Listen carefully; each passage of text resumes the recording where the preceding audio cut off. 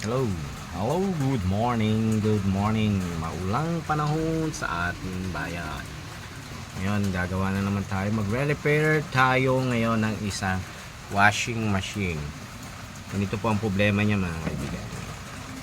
Sasaksak ko po, ha. Tapos, papaanda rin natin. Look. Ayaw po siya umikot, oh. Yan. Tutulungan natin. Kailangan pantulungan. Ayaw siyang umikot. Yan. Ang problema po niyan ganito. Usually, para may idea rin po kayo pagka ganyan po yung washing mo. Bunutin ko na po. Ang pinaka problema po niyan usually yung capacitor. Maaaring possible sira na po yan. Papalitan po natin. Siyempre guys, mahirap maghanap ng pyesa, kaya umorder na ako ng parts ng aking gagawing washing machine. Ito po.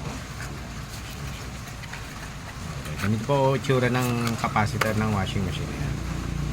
Yan. Ito po, bago na po ito. Tanggalin po natin ang washing machine. Ito po yan. Ito po yung sa original niya. Babasahin nyo lang po yan. Ayan, 10 microfarad.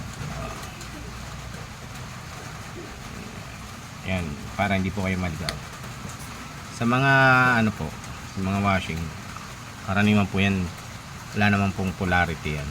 Pwede po siyang magkabaligtad. Ibig sabihin wala siyang positive, negative. Kakabit natin, testing natin. Ito po, kakabit natin yung bago. Ibigan. Testing muna natin. Sana po ayos na.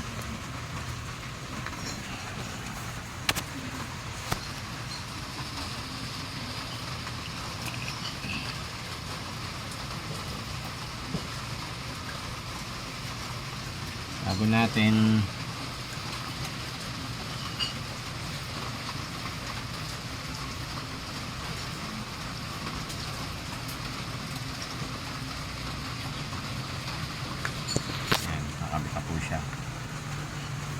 testing muna natin bago natin i-fix, kumbaga ilagay.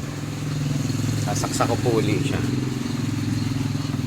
para kung malaman natin kung kaya na niya yung tingnan nyo, pagka ko pa lang po nagana na po. Diba? Sana pa may natutunan kayo.